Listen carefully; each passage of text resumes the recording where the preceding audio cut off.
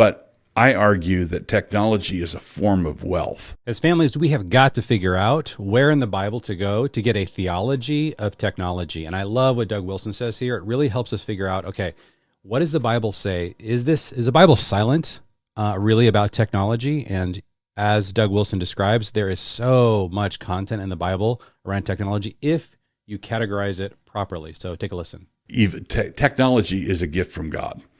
And if you look up computers or software or smartphones in your Bible, you find nothing about it. There's nothing about it. But I argue that technology is a form of wealth, and wealth has a particular bias. In this fallen world, wealth has the bias, and the wealthy are tempted to forget God. That's the bias. They become self-sufficient. They become full of themselves. And if I show you my smartphone here, I've got 100,000 servants on this thing, and Nebuchadnezzar needed actually had to have 100,000 servants in order to have the things done for him that this thing will do. I need a servant who speaks Anglo-Saxon. I need a servant who carries a Latin dictionary around with him all the time. I need a servant who can give me the pitch for tuning my guitar. I need a servant who, I've got all these servants.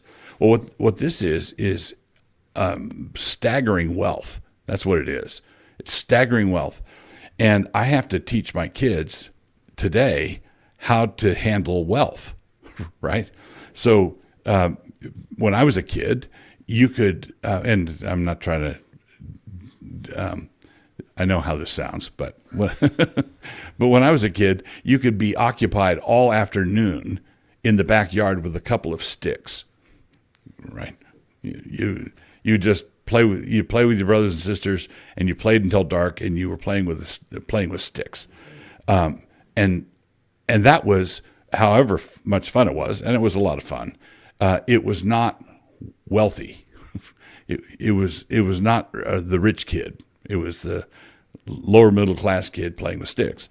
Well, even just about everybody today has these servants, has these people send messages and do things all the time, and the thing that comes in with that, the temptation that comes in with that, is self-sufficiency and entitlement.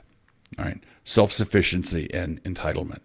So one of the things that parents have to do is teach their children what the temptation is, and also provide them with spaces or areas where they are unplugged.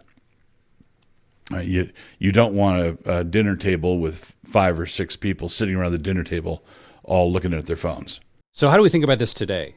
This is a lot like every single one of us is raising a royal family. Our kids have to look forward to having 10,000 servants at their beck and call for the rest of their lives. And so if we are not careful to train our children in a way to be others focused, to be serving others with this great power and all of these opportunities and all these resources, then it's inevitable that having all of these servants just cater to their needs is going to actually corrupt them. So we have to think about, how are we giving our children a vision that's big enough for the resources that they're being provided. If you read the parable of the talents, one of the things that Jesus says is that when he gave more talents to an individual, a lot more was expected of them. And we have to make sure that if we're given 10 talents, we don't have a 1 talent vision. 10 talents means a 10 talent vision. And the only way to ensure that our kids are not going to just take all of these resources and all of this opportunity and just point it at their own comfort, their own entertainment, is to give them a much bigger vision. It's no longer optional to just hope that our kids will somehow think that they will just magically figure out how to use all these resources for others. Like, this has to be trained into them at a very young age, because the way that our consumer economy frames technology is it's really for you. That's how you create a great consumer. If you get somebody completely self-focused and give them lots of technology in order for them to indulge all of their interests, then of course they're just going to end up thinking that the world is all about them. And so if you're going to expose your kids to all this technology, or you think that even in the future as they become adults they're going to be exposed to all this wealth of resources, then you must help your children figure out how to steward this by getting the spotlight off themselves and say, you are given all this power, all this responsibility in order to serve others. And so that's the only way that our kids aren't going to be corrupted by the wealth of technology that's coming their way. By the way, if you guys are interested in going much deeper into this topic, my wife and I had a conversation called the Tower of Technology. We did a whole podcast on how our family handles technology and how we've used the Tower of Babel to really understand how God views the topic of technology. So click over here if you want to watch that episode.